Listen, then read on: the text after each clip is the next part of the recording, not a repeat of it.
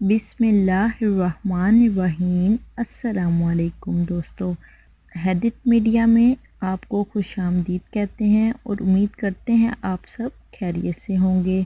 آج ہم نماز کے بارے میں بات کرتے ہیں۔ نماز کس طرح پڑھنی چاہیے، نماز کی اہمیت اور فرائض کیا ہیں، نماز کس طرح پڑھنی چاہیے۔ حضرت سیدنا حاتم عاصم کی نماز کیسی تھی؟ حضرت سیدنا حاتم عاصم رحمۃ اللہ علیہ ایک مرتبہ حضرت عاصم بن یوسف رحمۃ اللہ علیہ سے ملاقات کے لیے تشریف لے گئے تو حضرت عاصم بن یوسف رحمۃ اللہ علیہ نے ان سے فرمایا کہ اے حاتم، کیا تم اچھی طرح نماز پڑھتے ہو؟ تو آپ نے فرمایا جی ہاں۔ تو حضرت عاصم رحمۃ اللہ علیہ نے پوچھا آپ بتائیے کہ آپ کس طرح نماز پڑھتے ہیں؟ تو حضرت حاتم رحمۃ اللہ علیہ نے فرمایا کہ جب نماز کا وقت قریب ہو جاتا ہے تو میں نہایت کامل و مکمل طریقے سے وضو کرتا ہوں، پھر نماز کا وقت آ جانے پر جب مصلی پر قدم رکھتا ہوں تو اس طرح کھڑا ہوتا ہوں کہ میرے بدن کا ہر جوڑ اپنی جگہ پر برقرار ہو جاتا ہے۔ پھر میں اپنے دل میں یہ تصور جماتا ہوں کہ خانہ کعبہ میرے دونوں بھووں کے درمیان اور مقام ابراہیم میرے سینے کے سامنے ہے۔ پھر میں اپنے دل میں یہ یقین رکھتے ہوئے اللہ پاک میری ظاہری حالت اور میرے دل میں چھپے ہوئے تمام خیالات کو جانتا ہے، اس طرح کھڑا ہوتا ہوں کہ گویا پل اسرار پر میرے قدم ہے اور جنت میرے دانے اور جہنم میرے بائیں جانب ہے اور ملک الموت میرے پیچھے ہے، اور گویا یہی نماز میری زندگی کی آخری نماز ہے۔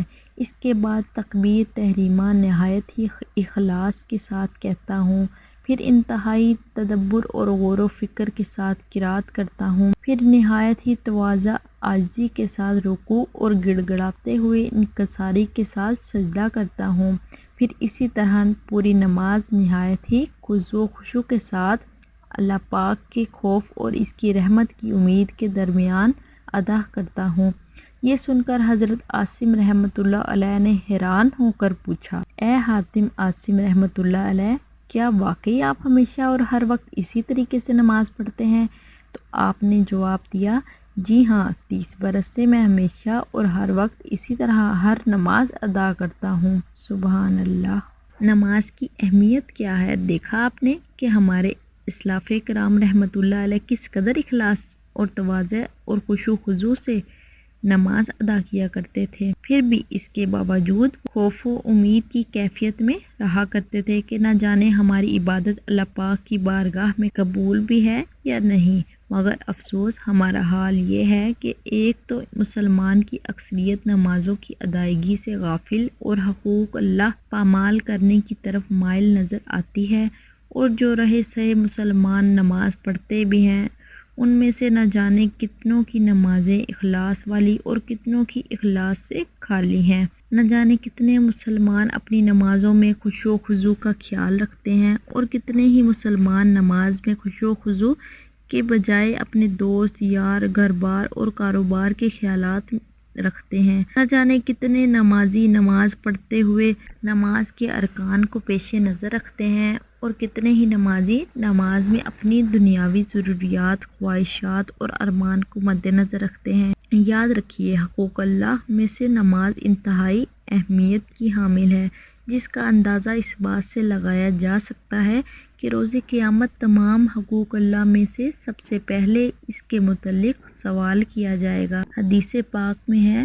کل قیامت کے دن بندے سے سب سے پہلے اس کی نماز کے بارے میں سوال ہوگا۔ اسلام میں جو اہمیت نماز کو حاصل ہے وہ کسی اور عبادت کو حاصل نہیں ہے۔ نماز ارکان اسلام میں سب سے اہم رکن ہے۔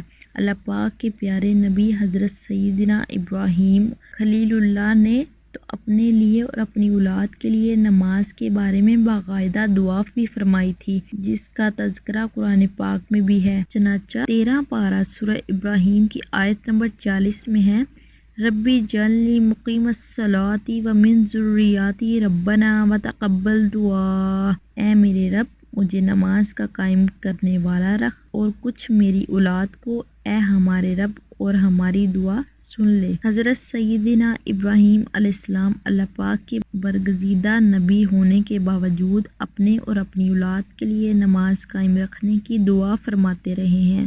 نماز کو اپنے تمام تر دینوی جھمیلوں پر ترجیح دیں اور نماز کا وقت ہوتے ہی سارے کام کاج چھوڑ کر نماز کی تیاری میں مصروف ہو جایا کریں اور نہایت ہی خشوع و خضوع کے ساتھ باجماعت نماز ادا کیا کریں، کیونکہ صحیح طور پر نماز پڑھنے سے جہاں دین و دنیا کی بے شمار برکتیں حاصل ہوتی ہیں، وہیں اس کا ایک بہترین فائدہ یہ بھی ہے کہ کل بروز قیامت یہی نماز ہماری نجات و مغفرت کا باعث بن جائے گی۔ نبی کریم صلی اللہ علیہ وآلہ وسلم نے ارشاد فرمایا، اللہ پاک نے 5 نمازیں فرض فرمائی ہیں، جو ان کے لیے بہتر طریقے سے وضو کرے اور انہیں ان کے وقت پہ ادا کرے اور ان کے رکوع سجود خشوع کے ساتھ پورے کرے تو اللہ پاک کے ذمہ کرم پر ہے کہ اس کی مغفرت فرما دے، اور جو انہیں ادا نہیں کرے گا تو اللہ پاک کے ذمہ اس کے لیے کچھ نہیں، چاہے تو اسے معاف فرما دے، چاہے تو اسے عذاب دے۔